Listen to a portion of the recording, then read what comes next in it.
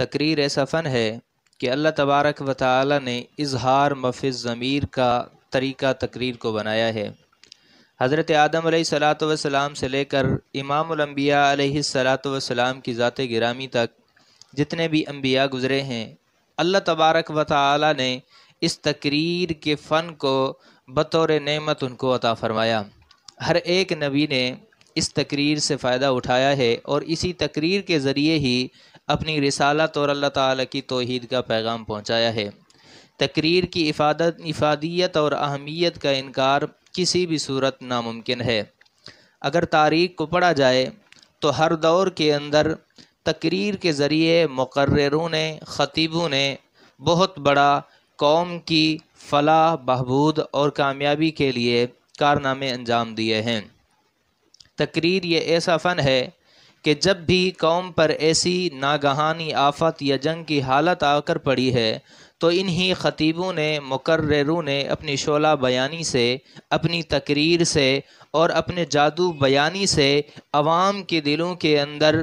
وہ جذبہ، وہ جرت پیدا کیا ہے جس کی وجہ سے ایک قوم ایک جنگ کا مقابلہ کر سکتی ہے۔ اور یہی تقریر ہے، اسی تقریر کے ذریعے ایسے اشخاص، ایسے لوگ، ایسے گروہ جو گناہوں کے دلدل میں پھنس چکے ہوں، جو اللہ تعالیٰ کو بھول چکے ہوں، جو خالق حقیقی کے احسانات کو فراموش کر چکے ہوں، جو اللہ اور اس کے رسول کے احکامات کو روند چکے ہوں، انہی تقریر کے ذریعے ایک مقرر ان کے دل و دماغ پہ حاوی ہوتا ہے اور ان کی دنیا کا، ان کی زندگی کا رخ ہی بدل ڈالتا ہے۔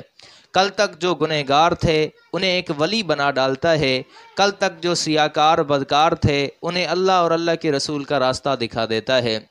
یہی تقریر ہے جس تقریر کے ذریعے قوم کے حالات بدل بھی جاتے ہیں، قوم کے حالات بگڑ بھی جاتے ہیں۔ یہی وہ فن خطابت اور فن تقریر ہے جس کے ذریعے ایک قوم جو پستی کا شکار ہو، ایک قوم جو ذلت میں پڑی ہوئی ہو، اس قوم کو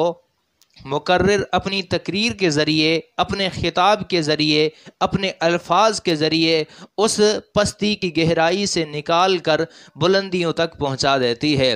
ہر ایک کے بس میں ایسی تقریر کرنا بھی ممکن نہیں کہ وہ تقریر کرے، لوگ اس کے دیوانے اور گرویدہ بن جائیں، لوگ اس کی باتوں میں آ جائیں اور اس کی چال پہ چلنا شروع کر دیں، اس طرح بھی ناممکن ہے۔ اور یہ بھی ناگریز نہیں ہے کہ بندہ کچھ نہ آتا ہو اور کوشش کرے کہ اسے نہ آ سکے، ایسا ممکن ہی نہیں۔ اللہ تبارک و تعالی نے قدرتی طور پر ہر انسان کے اندر تقریر کی صلاحیت رکھی ہے، لیکن وہ اجاگر کیسے ہوگی، وہ ظاہر اور واضح کیسے ہوگی، تو اس کے لیے محنت کی ضرورت پڑتی ہے۔ سب سے پہلے تو یہ بات سمجھیں کہ ہر ایک انسان کے اندر تقریر کا جذبہ یا تقریر کی قوت کیسے موجود ہے۔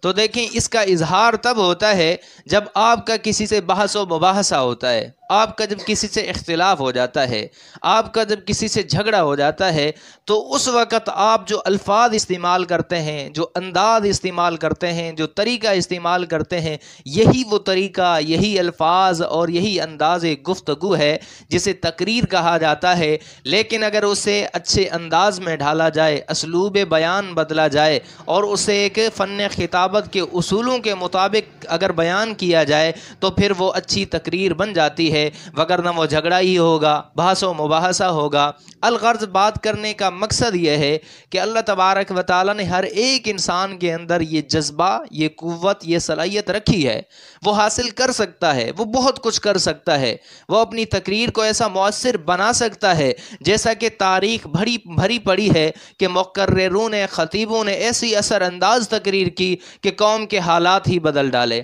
حضرت جعفر طیار رضی اللہ تعالی عنہ نے نجاشی کے دربار کے اندر وہ تقریر کی کہ وہ نجاشی بادشاہ بھی متاثر ہوئے بغیر نہ رہ سکا۔ امام الانبیاء علیہ الصلاۃ والسلام کی تقاریر آپ بخاری میں، مسلم میں اور دیگر احادیث کی کتابوں میں، سیرت کی کتابوں میں سنتے آ رہے ہیں۔ حضرت ابوبکر صدیق رضی اللہ تعالی عنہ کا خطبہ حضور کی رحلت کے بعد مشہور و معروف ہے۔ الغرض یہ تقریر ایسی چیز ہے جس کے ذریعے قوم کی کایا پلٹ دی جا سکتی ہے، جس کے ذریعے قوم کی تاریخ بدلی جا سکتی ہے، اور اسی تقریر کی ضرورت بہت ہی زیادہ ہے اس دور کے اندر۔ وجہ یہ ہے اس دور کے اندر ہماری قوم پڑھنے سے زیادہ سننے کو پسند کرتی ہے۔ جب سے یہ موبائل ایجاد ہوئی ہے، پھر موبائل نے انسانوں کو بہت ہی زیادہ پڑھنے والی چیزوں سے مائل کر کے سننے والی چیزوں کی طرف پھیر دیا ہے۔ انسان اب سننے سے زیادہ بلکہ پڑھنے سے زیادہ سننے کو پسند کرتا ہے۔ تو اس دور کے اندر ضرورت ہے اس چیز کی کہ ہم ایسے علماء تیار کریں، ایسے مقرر تیار کریں، ایسے خطیب تیار کریں جو اپنی خطابت کے ذریعے، درس قرآن کے ذریعے، درس حدیث کے ذریعے امت کی صحیح معنوں میں رہنمائی کر سکیں، انہیں صحیح دین بتا سکیں۔ جب ہر طرف سے کفر کی یلغار ہے، اسلام کو نشانہ بنایا جا رہا ہے، اس وقت اس چیز کی ضرورت ہے کہ ہم اپنے طلباء کو، ہم اپنے ان جانشینوں کو ایسا جانشین بنا کے جائیں جو اگر بیان کریں، تقریر کریں تو ان کی تقریر ایسی اثر انداز ہو کہ بھولی ہوئی بھٹکی ہوئی قوم کو صحیح معنی میں شریعت پر چلنے کی راہ دے سکے۔ تو اس کے لیے ہم نے یہ سلسلہ شروع کیا ہے۔ انشاءاللہ اگر آپ نے حوصلہ افزائی کی، آپ کو یہ بات پسند آئی، تو انشاءاللہ اس سلسلے کو آگے بڑھایا جائے گا۔ آپ کو اگلے سلسلے میں، اگلے سبق میں یہ بتایا جائے گا کہ خطابت کے لیے کون کون سی چیزیں ضروری ہیں، کس قسم کا انداز ہونا چاہیے، کس قسم کے الفاظ ہونے چاہیے، کب الفاظ کا اتار ہو، کب الفاظ کا چڑھاؤ ہو، اتار اور چڑھاؤ میں کس طرح انسان اپنی باڈی کو رکھے، کس طرح اپنے لب و لہجوں کو رکھے، کہاں غصہ کرنا چاہیے، کہاں نہیں کرنا چاہیے۔ انشاءاللہ یہ سب کچھ آپ کو بتایا جائے گا۔